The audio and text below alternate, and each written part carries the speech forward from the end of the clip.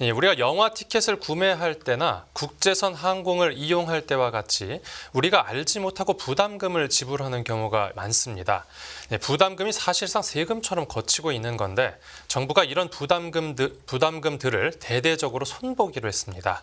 소비자 입장에선 부담이 줄겠지만 일각에선 체감하지 못하겠다거나 세수 부족을 우려하는 지적도 나오는 상황인데 자세한 내용 정책금융부 최욱 기자가 전해드립니다. 네, 어서 오십시오. 네, 안녕하세요. 네, 정부가 각종 부담금들을 손보기로 했다고요. 네, 부담금이라고 하면 좀 어렵게 느껴지실 수도 있을 것 같은데요. 네. 부담금의 별칭이 바로 그림자 세금입니다.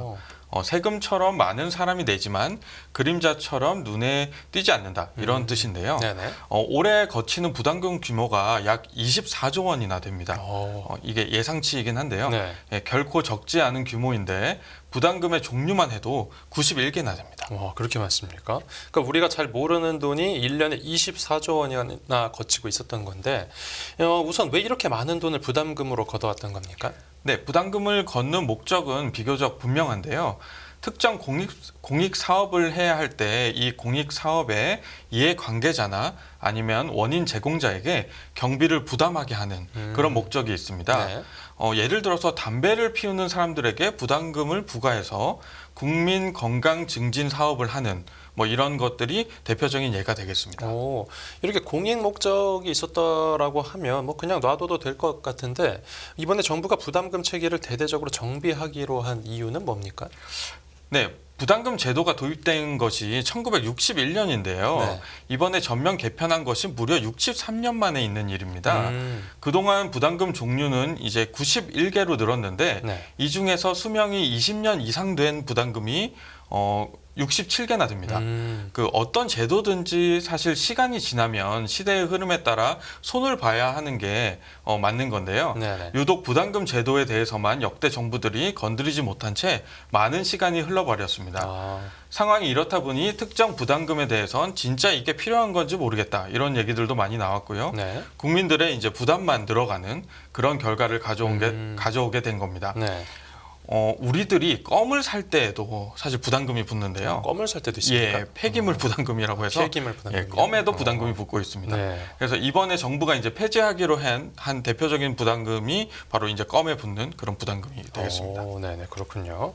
그리고 이번에 정비된 부담금 중에서 그럼 주목해서 볼 만한 것들도 소개해 주시죠.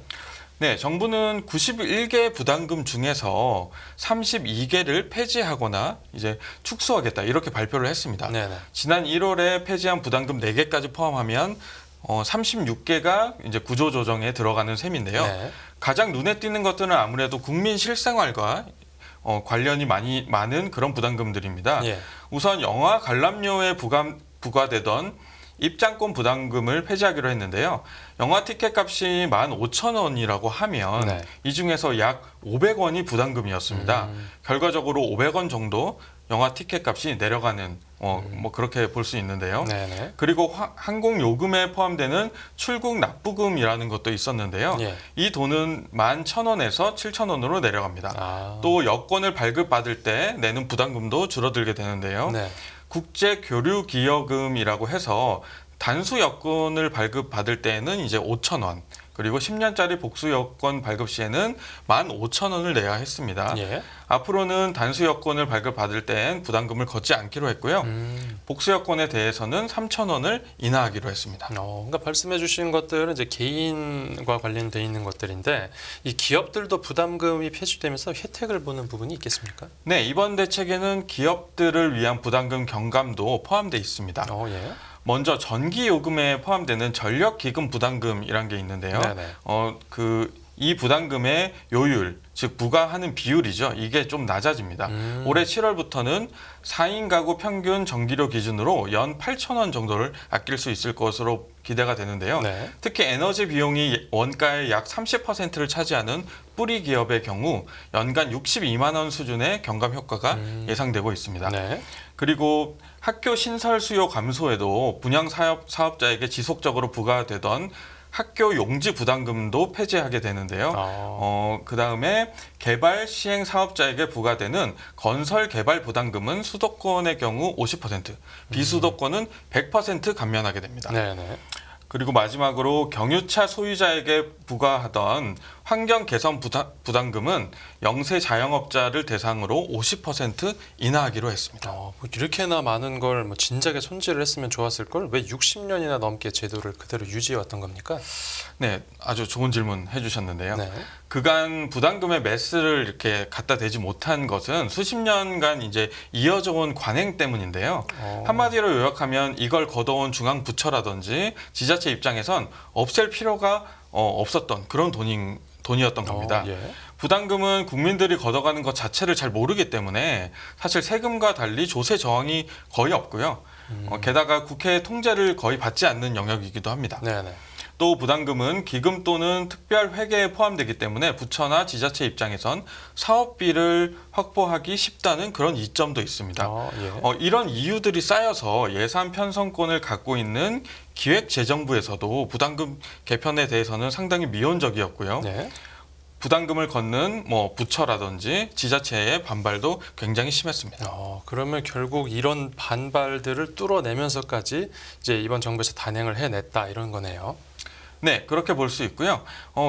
사실 기재부 내부에서도 이 부담금 개편은 반신반의했었거든요. 예, 그래서 부담금 제도 개편을 해냈다는 것 자체를 이제 긍정적으로 평가할 수 있겠고요. 네. 어쨌든 이번 부담금 개편으로 국민과 기업의 부담이 2조 원 정도 줄어들게 되니까 기본적으로는 긍정적인 제도 개편이다. 그렇게 평가할 수 있겠습니다. 네.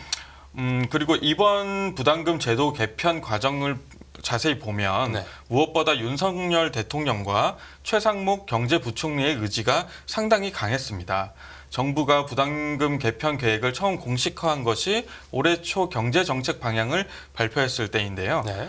이후 윤 대통령이 국무회의에서 부담금 제도를 전면 손질하라 이렇게 지시를 한 뒤에 개편 작업이 동력을 얻게 됐고요. 네. 윤 대통령이 부담금에 대해 얼마나 관심이 컸냐 하면 부담금 개편 계획 역시 대통령이 주재한 비상경제 민생회의에서 직접 발표를 했습니다. 네. 기재부 내부에서도 대통령이 직접 챙기는 사안이다 보니 강하게 밀어붙인 그런 측면도 있습니다.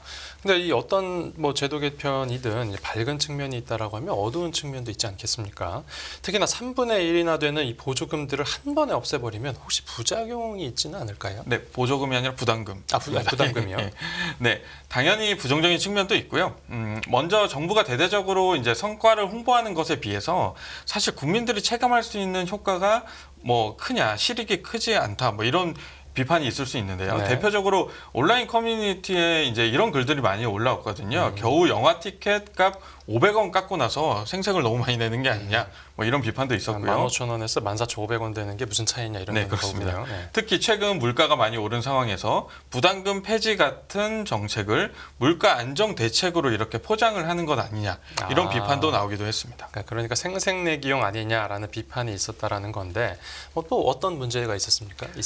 네, 다음으로 문제가 되는 것은 기존의 부담금으로 이제 충당하던 여러 공익 사업들의 예산에 구멍이 날 수 있다 이런 점인데요. 네네. 예를 들어서 영화 상영관 입장권 부담금은 영화 발전 기금으로 들어가서 독립 영화 등을 지원하는 돈으로 쓰였습니다.